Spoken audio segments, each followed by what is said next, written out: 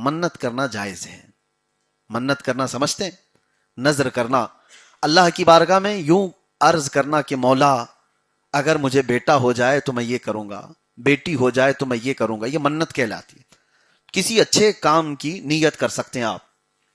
اے اللہ مجھے بیٹا ہو جائے تو میں 70 فقیروں کو کھلا دوں گا، مجھے بیٹی ہو جائے تو میں مسجد کی فلاں چیز بنا دوں گا. یہ جو ہے یہ نیک کاموں کی نیت کے ساتھ منت کرنے کا ذکر قرآن میں آیا ہے.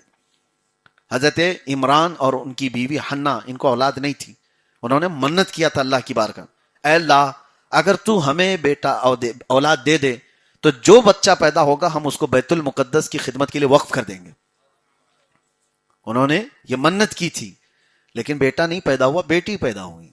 پھر بھی نیت تھی بیت المقدس میں وقف کرنے کی. پیدا ہوتی ہی اس بچی کو لے جا کر بیت المقدس میں، جو اس وقت متولی حرم تھے بیت المقدس کے، حضرت زکریہ علیہ السلام، ان کے پاس دے دیا کہ ہماری یہ نیت تھی، ہم نے نظر کیا تھا، منت کیا تھا. اس وقت اس طرح کے معاملات ہوتے تھے. انہوں نے بچی کو لے لیا اور مسجد میں ایک محراب ان کے لیے تھی، محراب مریم، وہاں پر ان کو رکھا گیا. پرورش ان کی وہیں ہوتی تھی.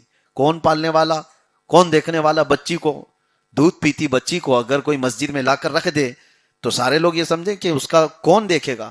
لیکن حضرت زکریہ علیہ السلام خود کہتے ہیں کلما دخل علیہا زکریہ المحراب وجد عندہا رزقا. جب زکریہ علیہ السلام محراب میں جاتے ان کے مریم کے، دیکھتے طرح طرح کے پھل فروٹ وہاں رکھے ہوئے ہوتے تھے. انا لکی ہذا، پوچھتے یہ کہاں سے آتا ہے مریم تمہارے پاس؟ قالت ہوا من عند اللہ، یہ اللہ کی طرف سے آتا ہے. ان اللہ یرزق من یشاء بغیر حساب، بے شک اللہ جسے چاہتا ہے بے حساب رزق دیتا ہے.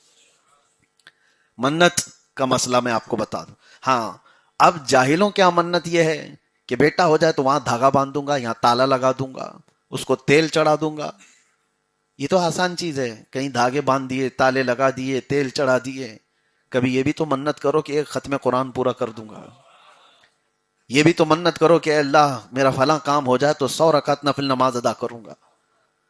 منت کرنے کے اور بھی چیزیں ہیں، لیکن سنیوں میں بعض خرافاتی لوگوں نے اس کو پھیلا کر کے رکھا ہے.